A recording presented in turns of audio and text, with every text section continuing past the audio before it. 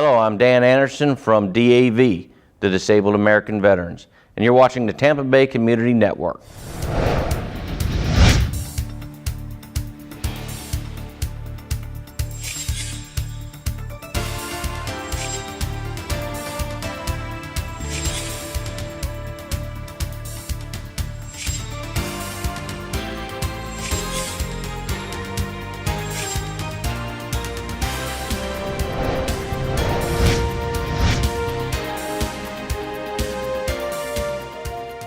Hi, I'm Bill Hodges, and this is Spotlight on Government. And today, we have an organization that works well with the government, in fact, with the VA in particular. We have Robert Dan Anderson, Supervisor for the Disabled American Veterans. Dan, glad to have you on. You go by Dan mostly, right? Yes. I'm really excited because you folks have changed my life. And if you're a veteran, or you know a veteran, or you live with one, you need to have them come in, sit down, and watch this program, because it could mean a lot of money to you, a lot less heartache, and it's a really good group to know about. Dan, tell me a little bit about the background of the DAV. The DAV started as an organization in 1922. That far back. We've been helping disabled veterans for a very long time.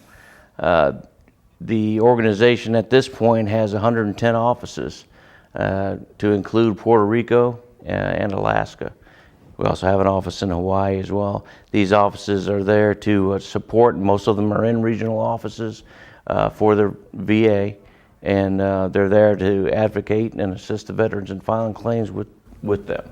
So that's actually less than two, or roughly two per state. How they're balancing out is a little difficult because it's all based on, of course, the money that the Veterans Affairs get, but like California has 3, Texas has 3. Of course, Florida, you would think, would have more than one VA regional office, but it does only have the one. But we're really lucky because you're in St. Petersburg, correct? Correct. For those in this area, yeah, they have that benefit. But later we'll go into the fact that you don't have to go to St. Petersburg. There's a lot of opportunities to interface with the DAV right here in Hillsborough County and in the surrounding counties. That's right.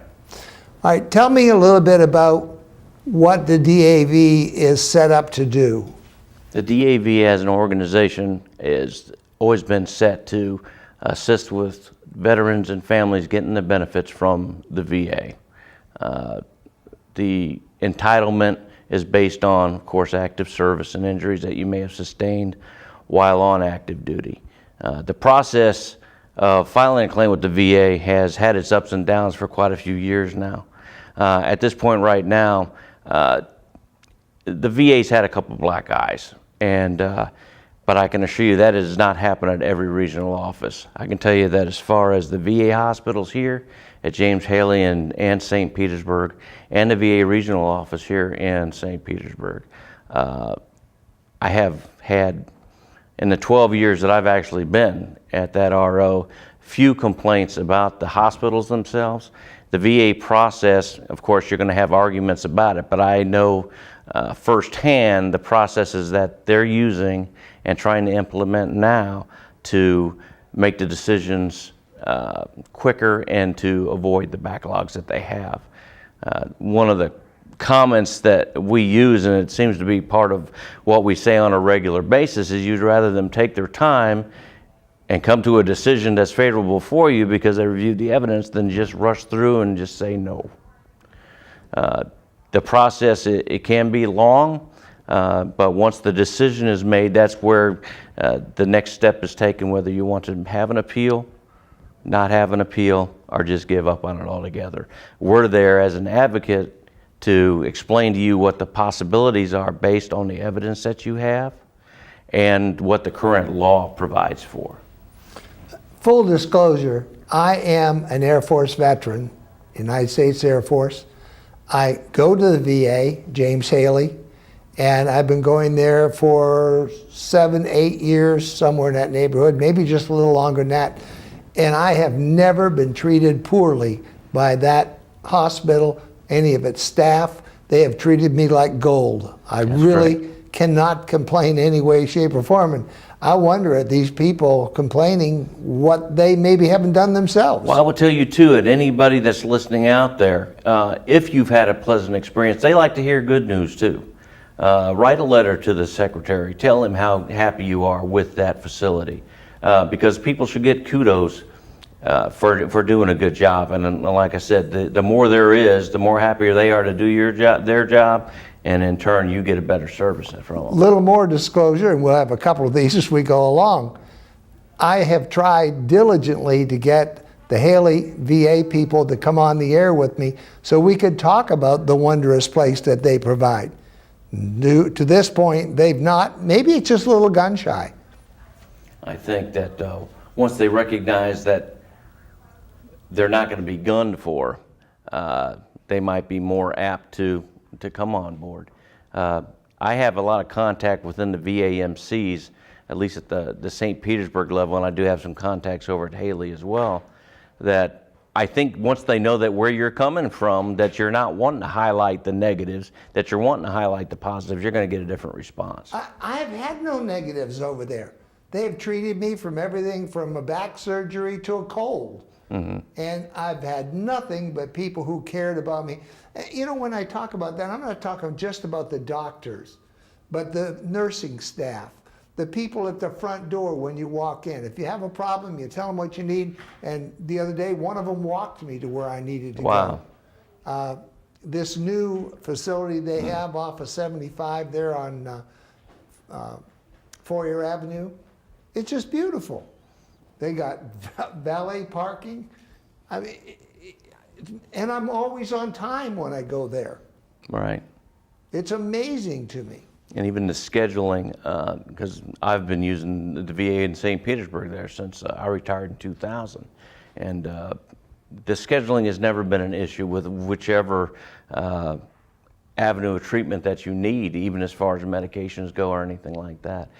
The difficulties that the VA's had in the press in the past, you know, one VA out west has tainted all of them, and all of them have to do that extra amount to come across as though it ain't us.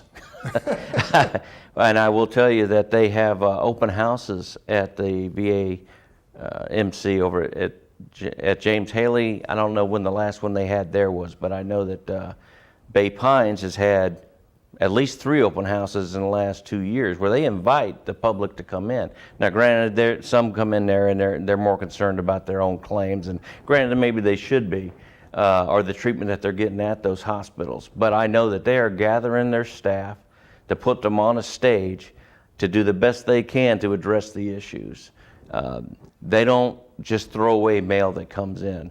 We get a lot of mail through even our system in regards to the VA, not necessarily complaining, but they are stating the fact that they are having troubles with the system and how it's working. And a lot of it is just the fact that there is a lot of people in the system, and it's not that you're being neglected, but there is a time that yours came in and there might have been another 100 that came in before yours, and it's got, you know, they got to select it somehow. But as far as the treatment at the hospitals, like I had brought up before, they have had very few complaints in the 12 years that I've been there about either one of the hospitals. Should someone, if they are a veteran, go and apply at the VA first to become admitted to the VA, or come to you if they need help becoming admitted to the VA? If they're in the local area, the first thing they should go is to the triage unit of at the VAMC, either be at Haley or be at St. Petersburg. Bring a DD-214 with you and saying you're wanting to enroll into the VA healthcare system. Anybody and they'll take it from there. Anybody that's been in the military knows the DD-214 is the paper they give you when you get out, and they say don't lose it because you really do need it. Take it down to the courthouse, register it, do something with it, so if you 20 years from now or 50 years from now, you need a copy of it, you know where to go find it, right? And that being said, even if they don't have one, then in that event, they could come see us first. Okay. There is a form, it's called a standard form 180. You can go online and just Google it and it'll come up. that you can send off, and they will research and try to find a copy of your DD-214. And while you're doing that, it might not be bad to get your military medical records also, correct? Because there's a form you can fill out to get one of those. There is the whole records side of things is a bit different right now because the VA has gone to, well, it depends on whether you're talking about the records from the VA No, I'm talking about hospital, or you're talking about your service medical records, because those sometimes can be valuable to you. They are very valuable. And if you don't have a copy already, what had transpired in the past is that when you first filed a claim, they would gather what was available. They had an obligation to go to St. Louis, where all the records were stored, to get what was there before they could continue to develop the claim that you had, filed for, to make the decision on it. Well, now everything's electronic. Very few hard copy files are made for decision. The decisions are made after it is scanned into a system and it's electronically reviewed. So when you file a request for a copy of your records now, you don't get a hard copy anymore. You get it on a disc. Now, what is available right now, if you've already filed a claim at any time in the past, you've already got a file that's been created. Which means that although it might not be active and it hasn't been doing anything in a while, it will still be available.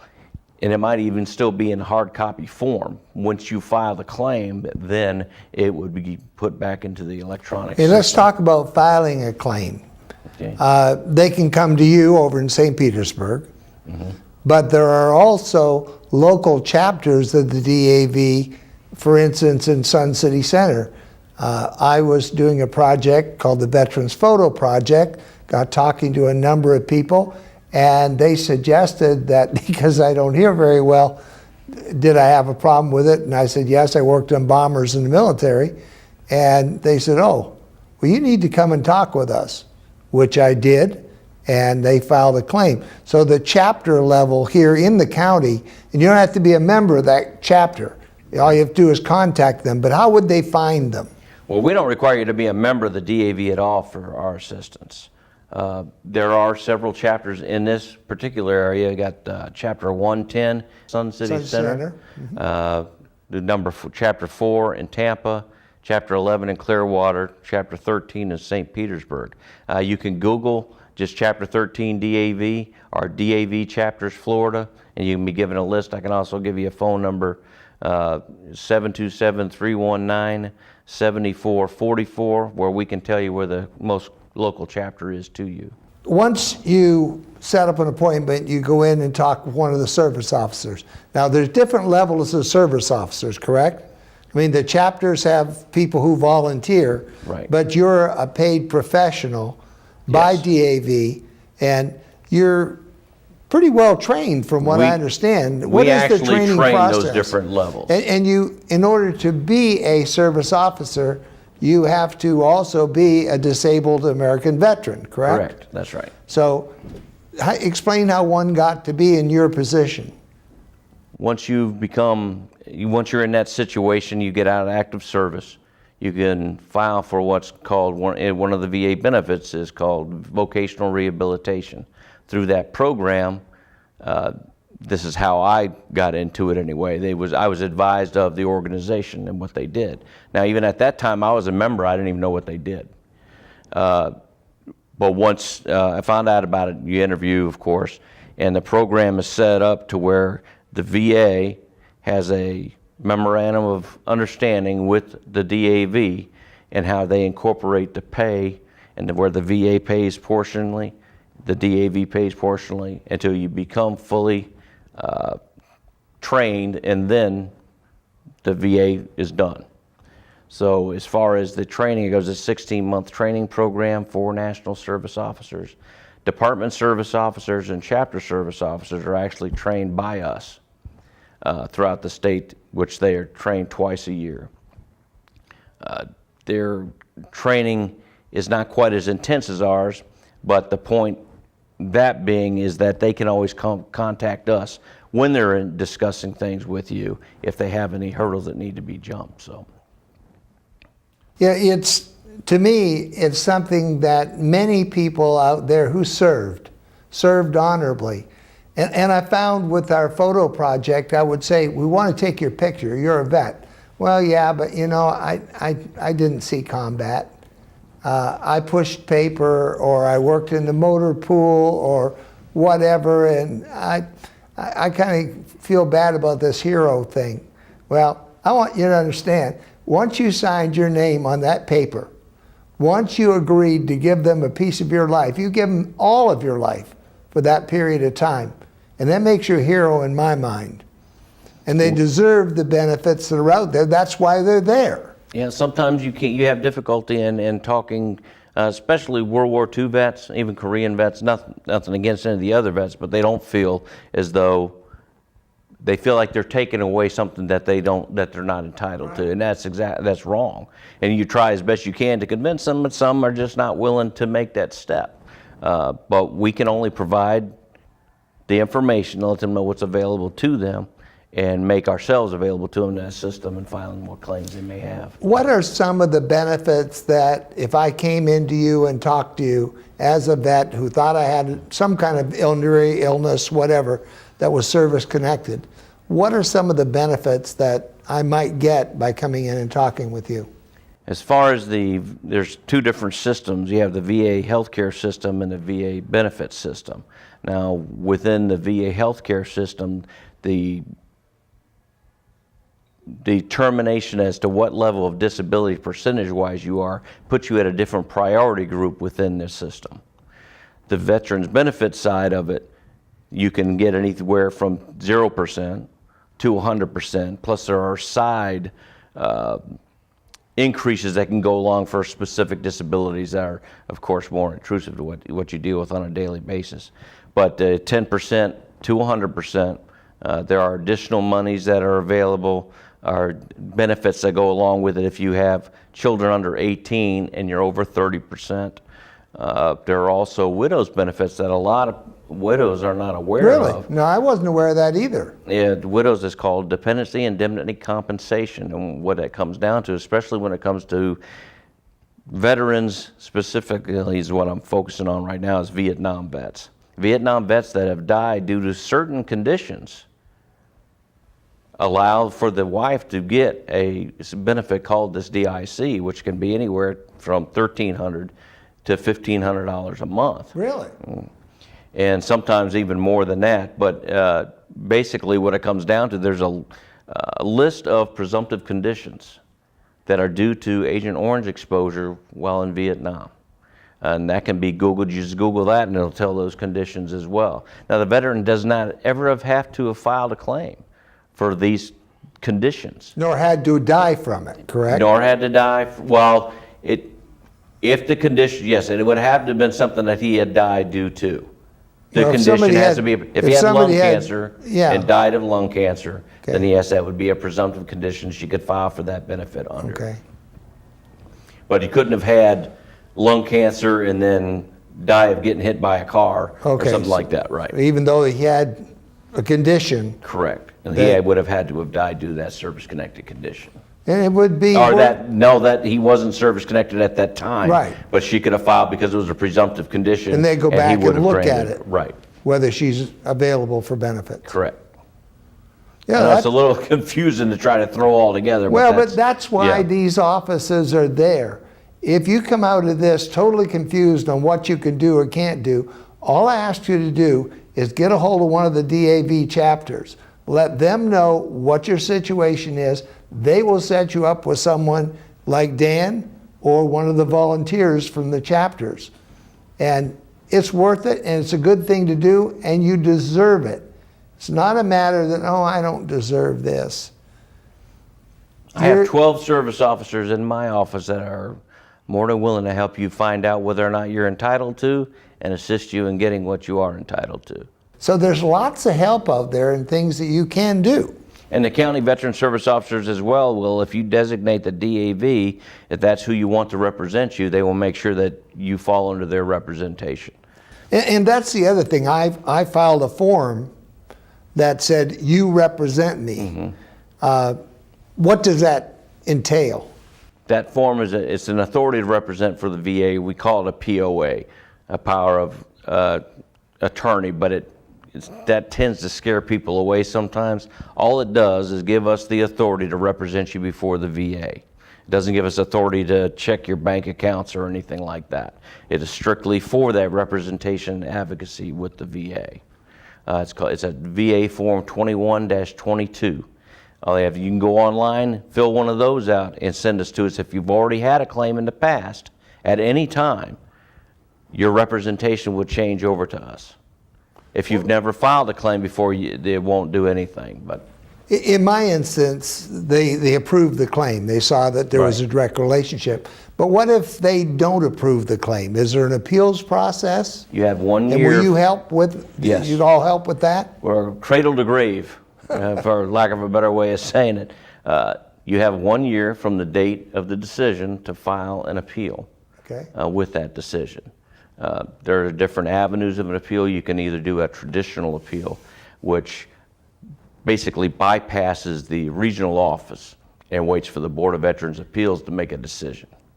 The other is you can file for what's called a de novo review. In legal terms, it means a new look. New look. And that those people within that area, they seem to be at this point the most backlogged. There are other avenues, and we would advise that on primarily the reason why they denied the claim. If they denied it based on the fact that they couldn't find any evidence of record that you were injured while on active duty, well, that's what we would assist you to do, is to try to find out the best way to either get that substantiated, or to even the next step is a medical opinion that says that what you're dealing with now is related to what you dealt with then. That's called a nexus statement. Okay. But these are all avenues that we would try to get taken care of at the beginning when we're trying to get the claim taken care of. But you do have appellate rights, and it can go all the way to the Supreme Court. Now, in my time, I've been doing this for 12 years. I haven't seen anything go to the Supreme Court yet, but we have had quite a few that go beyond the Board of Veterans Appeals in Washington, D.C. I noticed, and the reason I asked you this in particular is because I'm dealing with a lot of World War II vets right now. And one vet was 97 that I just took pictures of for our veterans wall in Sun City Center. And he's pretty sharp. But there are many of them who are old. I mean, I'll grant you, I'm getting there too, but many of them just, these complications bother them. They just don't understand. And Unless if they don't want to deal with it a lot of times. And if they thought they had to go before some board and try to talk all by themselves, I don't think they'd bother. The board is just, it's a word. Yeah, the reason, I didn't go before anybody. They took all my information, give me the tests. These are the terms that are used within the VA. There is no board per se. The veteran would never have to go before anybody unless he wanted himself to have a hearing, which we would be present with them. Okay, you would go with them. Oh, yes. A service officer would go with them. That's right. If there was such a requirement. Or a need of the veteran, because the veteran is the one that decides whether he wants a hearing or not. And that option is always available to them by the VA. Well, what will you tell our veterans out there about coming into your shop? Please be patient, because you got to be patient with the VA. That's the main thing, and the main thing that we try to relay to them. We're on your side. We don't work for the government. We're a nonprofit organization that does our best to advocate for the veterans and to try to get the best case put forward to get positive action taken on what you're trying to get done, and to be there in support if it doesn't turn out the way that we want it to. But that's why I said from the beginning to the end, we try to be there and advise as best we can as to what the best steps are to So take. you are truly the advocate of the veteran. Yes, we are. You're not an employee of any group or that would be anti-veteran, or obviously you're not with that, but... No, but that being said, we do work with the VA using the elements and the tools that they have put in place to help facilitate the claim for the quickest action that can be done on it. It doesn't mean they're not our enemy, but we do our best to work with them to get a satisfactory outcome for the veteran. That's what our objective is. So it's important to understand the VA has all of these things in place for you. So That's if right. you want to go in and do this, it's not an adversarial relationship from the beginning. That's right. Actually, even with the VA, they're setting these things up so you can file these papers as easily and quickly as possible. And Right. then you help advocate through the whole system. To try to see that it is the best prepared case before it goes to the next step. How many claims does the DAV put in every year? Do you have any idea? Well, now they've Unfair kind of, question because I yeah, but, I wasn't expecting that one. But the process right now, we are doing electronic claims, which is a system that the VA has also set up. Okay. To help facilitate a quicker response from the VA and their development and their decisions of the claims. I want to say that last year, the DAV alone submitted 50,000 electronic claims. Wow. Now it's from what I'm trying to remember in my head, but that's just the electronic side. Well, That I'm not doesn't at all count the rest of them. surprised. Yeah. I'm really not as surprised. Right. When I go up to the VA, and when I first started going there 7 to 10 years ago, I forget how many years I started, but it was mostly old guys like me. And in the last period of time, I see so many young people with an eye gone, an arm Right. gone, a leg gone, and it breaks my heart that we've done this to these young people. And certainly we need people like you out there every day helping these people navigate through the paperwork and get these people the benefits that they deserve and earned. Right, and that's another reason why our website, dav.org, is available to let you know the different avenues that are available as far as what the DAV does as an organization. That outreach is done through the department level, like we talked about, the department service officers that work for the Department of Florida DAV, the ones that we train, also the chapter level. Dan, I'm going to have you come back. Really? Really. It's very interesting, and these people need to know that. It's Okay. a very important thing. You're a veteran, you spent your time, you put your life on the line. Don't be putting yourself down by saying, well, I'm not a hero. Well, heroes come in all shapes and sizes, and I'll guarantee you, if you put on your country's uniform, you're one of them. I thank you for being with us. I'm Bill Hodges. This is Spotlight on Government. You're unique, you're special, you're great. Tell yourself so often because you are, you know. And Dan Anderson, thank you for your service, continued service to our country. Thank you, Bill.